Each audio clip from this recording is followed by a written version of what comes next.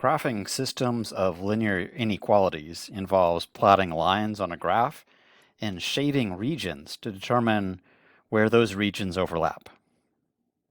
This technique is used to find solutions that satisfy multiple inequalities simultaneously.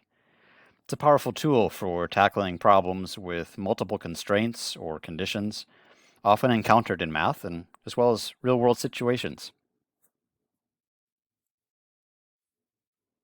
We're going to graph this system of linear inequalities. Now, a quick note on how to operate this graph. If we click on the shading, it flips the shading to the other side. And if we click on the line, it switches the line from solid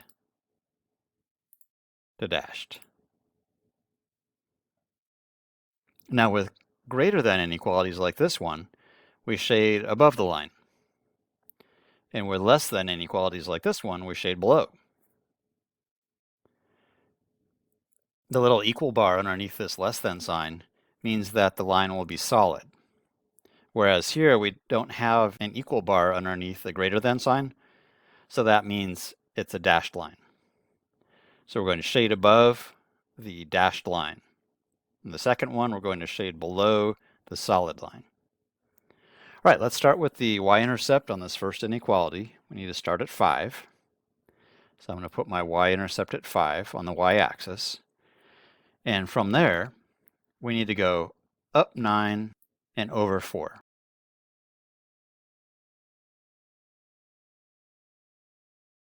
And this line needs to be dashed because it doesn't have an equal bar, and it is.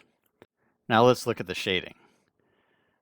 For this line we just made, the shading is above the line, and that's how we want it. This is y is greater than 9/4 x plus 5. Greater than, we shade above. Dashed line because there's no equal bar.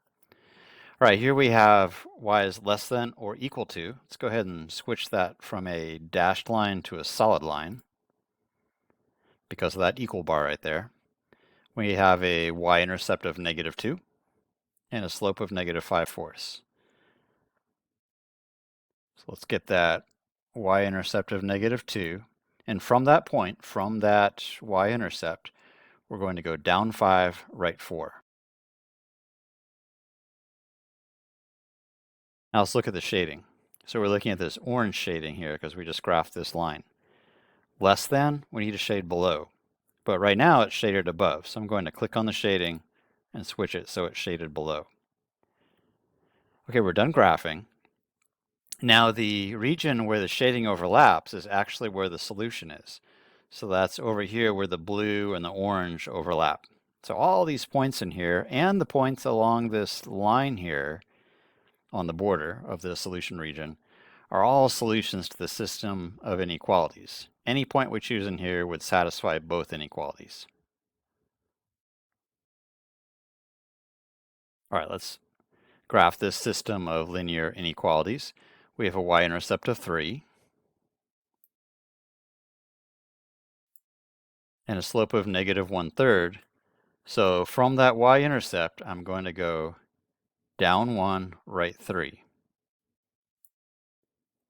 Now we have an equal bar, so I need to switch this dashed line into a solid line. Greater than needs to be shaded above. It is shaded above, so we'll go ahead and leave the shading. For the other inequality, we have a y-intercept of 4.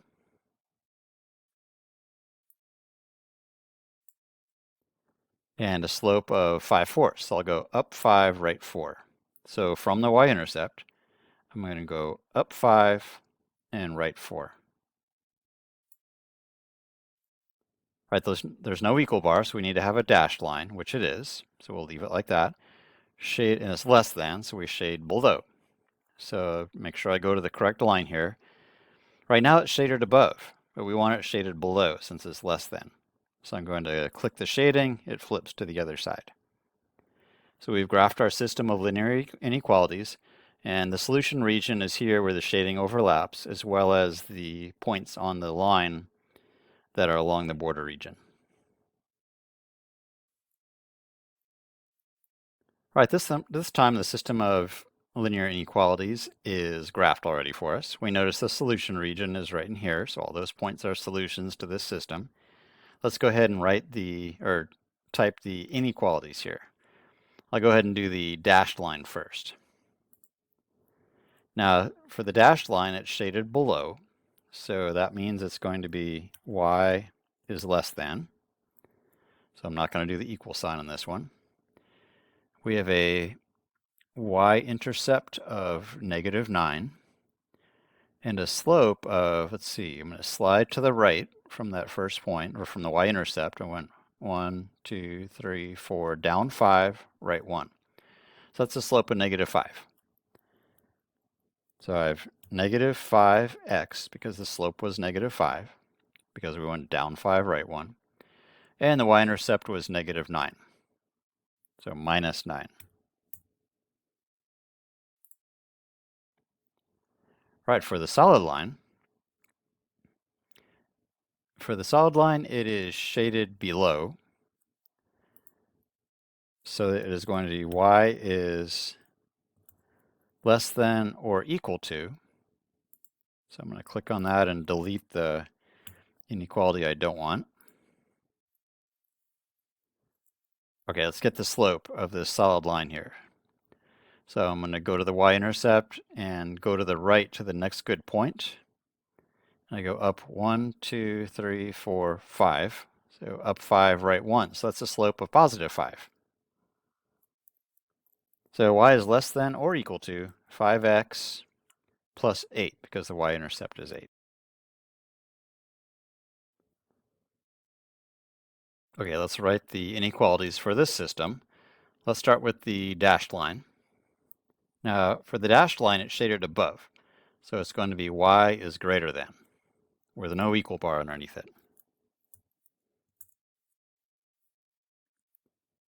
Let's check the slope. So I'm starting at one point and sliding to the right to the next point, and I go down 1, right 1. So the slope would be -1, because -1 over 1 is the same as -1. And the y-intercept there is -2. That looks a little awkward with that 1 there, so let's go ahead and delete the 1, because normally when we have a coefficient of a 1 in front of a variable, we don't include it. We just understand it's there. Now let's go to the inequality with the solid line here. Now the solid line is shaded below, so it'll be less than or equal to because it's a solid line.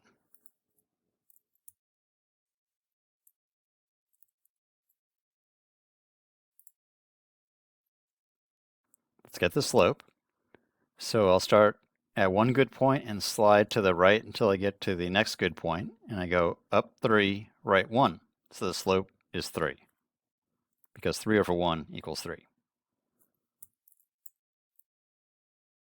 And the y-intercept is -8.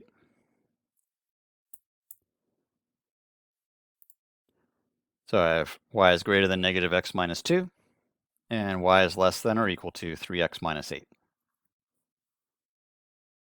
I hope these examples have been helpful. This is Mr. Ela, signing off.